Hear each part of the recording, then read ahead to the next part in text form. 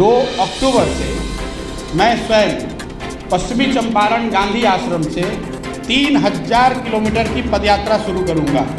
शिक्षा व्यवस्था ध्वस्त है, हेल्थ ध्वस्त है, रोजगार का कोई संभावना नहीं है। और जैसा मैंने आपको बताया कि 30 साल के दोनों बड़े नेताओं के प्रयास के बावजूद बिहार आज देश में सबसे निचले स्थान पर है। ये मेरा नहीं आकलन है, ये भारत सरकार के डेटा है। बिहार के लोगों को ये ज़रूर पता है कि आपके यहाँ मुख्यमंत्री रहते हुए बिहार की शिक्षा व्यवस्था पूरी तरह से ध्वस्त है, हेल्थ की व्यवस्था पूरी तरह से ध्वस्त है। बिहार के हजारों लाखों लड़के यहाँ से बाहर जाकर सबसे कठिन और दुरूह परिस्थितियों में काम करने के लिए मजबूर हैं। और इस वक्त आपको बता दें कि पॉलिटिकल स्ट्रैटेजिस्ट प्रशांत किशोर को लेकर जो सस्पेंस बना हुआ था वो अब साफ हो गया है। आज के उनके प्रेस कॉन्फ्रेंस में उन्होंने बिहार में नई पार्टी बनाने को लेकर कुछ भी नहीं कहा है। हालांकि उन्होंने 3000 किलोमीटर की पदयात्रा की बात जरूर कही है। आइए सुनते हैं पूरी खबर। देश के जाने माने चुनावी रणनीतिकार प्रशांत किशोर के अगले कदम को लेकर जो सस्पेंस बना हुआ था उसे उन्होंने आज खत्म कर दिया। चुनावी रणनीति बनाने वाले प्रशांत किशोर ने ऐलान किया है कि वह फिलहाल कोई राजनीतिक पार्टी नहीं बना रहे हैं। इसके साथ ही पीके ने बताया है कि वह बिहार में राजनीतिक बदलाव के लिए 3000 किलोमीटर की पदयात्रा करेंगे। ये पदयात्रा 2 अक्टूबर से चंपारण के गांधी आश्रम से शुरू होगी। प्रशांत किशोर ने आज बिहार के पटना में प्रेस कॉन्फ्रेंस की। वह बोले कि 30 साल के लालू और नीतीश के राज के बाद भी बिहार देश का सबसे पिछड़ा और गरीब राज्य है। विकास के कई मानकों पर बिहार आज भी देश के सबसे निचले पायदान पर है। बिहार अगर आने वाले समय में टॉप होना चाहता है तो नई सोच और नई प्रयास की जरूरत है। 2 अक्टूबर से मैं स्वयं पश्चिमी चंपारण गांधी आश्रम से 3000 किलोमीटर की पदयात्रा शुरू करूंगा।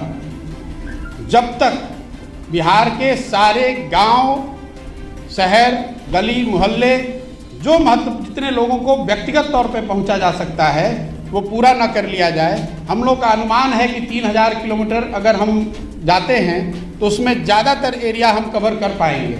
संभव है कि अब 3100 अंत होते होते 3100 हो जाए या संभव है कि 2950 हो जाए, लेकिन मोटे तौर पर 8 महीने से 1 साल के बीच में 3000 की व्यक्तिगत पदयात्रा मैं खुद करूंगा।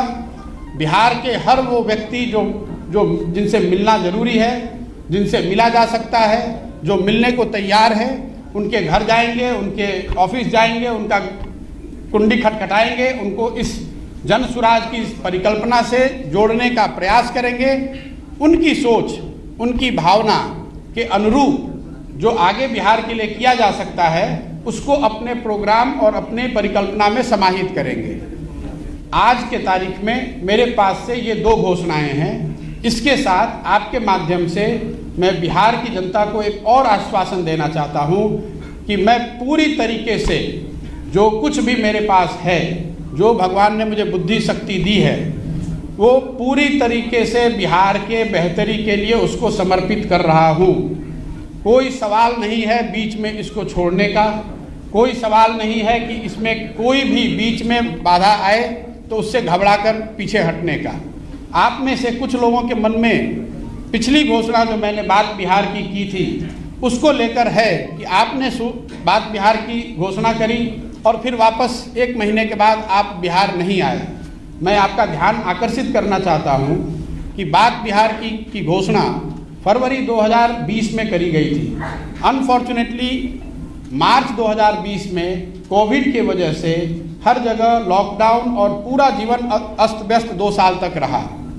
अब आप कुछ लोग ये कह सकते हैं कि अगर कोविड के दौरान आप बंगाल में काम कर सकते हैं तो बिहार में क्यों नहीं। वो इसलिए कि बंगाल में किसी बनी बनाई व्यवस्था के साथ काम करना था, बिहार में एक नई व्यवस्था बनानी है। बिहार में एक नई व्यवस्था बनाने के लिए मुझे 2 साल, 3 साल, 4 साल उसमें काम करना पड़ेगा।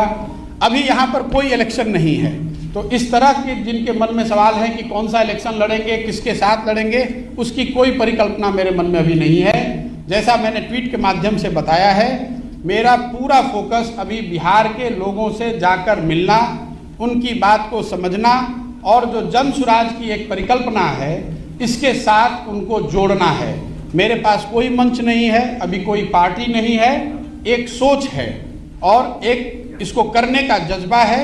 जो लोग भी इससे जुड़ना चाहते हैं उसका स्वागत है। मैं अपनी ओर से पूरी तरह से अपने आप को समर्पित कर रहा हूं। बाकी आप जो सवाल आप करना चाहें वो कर सकते हैं। धन्यवाद। प्रशांत किशोर जी, you think that this is the opportune time for person like you because possibly our strategy is emerging in the political arena of Bihar now that Lalu is leaving and speculation is right that possibly Nitish is also lying somewhere. जैसा मैंने आपको पहले बताया कि बिहार में अभी कोई चुनाव नहीं है। चुनाव लड़ना, अगर चुनाव लड़ना ही लक्ष्य होता तो चुनाव के 6 महीना पहले, 1 साल पहले आकर पार्टी बनाकर चुनाव लड़ा जा सकता है। मुझे उसके लिए 4 साल पहले यहाँ आकर इस तरह के किसी प्रयोजन की आवश्यकता नहीं है। जहाँ तक लीडरशिप वैक्यूम की बात है, ये तो सब्जेक्टिव कॉल है। आप समझते हैं कि लीडरशिप वैक्यूम है, बहुत लोग ये कह रहे हैं कि यहाँ पर किसी नए लीडरशिप की जरूरत ही नहीं है। क्या प्रशांत किशोर जी आप देख रहे हैं आगे आने वाले, हालांकि पूछा उन्होंने वही उसी को कंटिन्यू करूंगी कि मुख्यमंत्री पद का चेहरा या आप आगे आकर के बिहार को लीड करें एज मुख्यमंत्री ऑफ द स्टेट? भाई मैंने ये बताया कि जहाँ तक पार्टी बनाने का, मुख्यमंत्री बनना और राज्य को जीतना वो तो एक दलगत और लोकतंत्र में चुनावी प्रक्रिया है।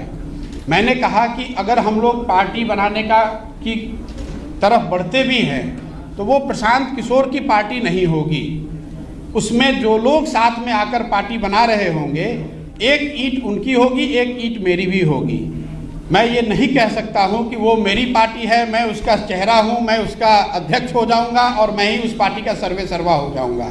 मैंने जैसा आपको पहले बताया, अगले 3-4 महीनों में ये जो 17-18 हज़ार लोगों को हम लोगों ने चिन्हित किया है, इनमें से जो लोग भी जन सुराज की परिकल्पना से, जो लोग भी बिहार के लिए जो हम सोचते हैं या जो उनकी सोच है, अगर हम लोग उसको अलाइन कर पाएँ और वो साथ में आकर अगर तय करते हैं कि हम सबको पार्टी बनाने की या किसी तरह की एक संगठन या मंच को बनाने की ज़रूरत है, उस समय वो कॉल लिया जाएगा।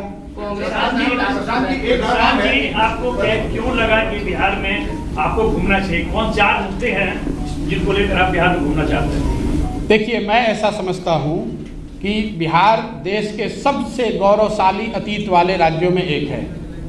जिस राज्य से गौतम बुद्ध, जैन, महावीर, चाणक्य, चंद्रगुप्त, अशोक यहाँ से निकले हैं, उस राज्य में स्थिति आज ये है कि शिक्षा व्यवस्था ध्वस्त है, हेल्थ ध्वस्त है, रोजगार का कोई संभावना नहीं है। और जैसा मैंने आपको बताया कि 30 साल के दोनों बड़े नेताओं के प्रयास के बावजूद बिहार आज देश में सबसे निचले स्थान पर है। ये मेरा नहीं आकलन है, ये भारत सरकार के डेटा है। भारत सरकार ने ये बताया है और जिनकी सरकार आज बिहार में है उनकी ही सरकार देश में है। ऐसा भी आप नहीं कह सकते हैं कि ये विपक्ष की सरकार दिल्ली में है इसलिए वो गलत डेटा दे रहे हैं। अब नीतीश जी से मैंने एक कोई प्रेस वार्ता उनकी देखी, नीति आयोग पर कुछ लोगों ने सवाल पूछा तो उन्होंने कहा अरे इनको कुछ पता है। संभव है कि किसी को कुछ नहीं पता है, लेकिन बिहार के लोगों को ये जरूर पता है कि आपके यहाँ मुख्यमंत्री रहते हुए बिहार की शिक्षा व्यवस्था पूरी तरह से ध्वस्त है, हेल्थ की व्यवस्था पूरी तरह से ध्वस्त है। बिहार के हजारों लाखों लड़के यहाँ से बाहर जाकर सबसे कठिन और दुरूह परिस्थितियों में काम करने के लिए मजबूर हैं।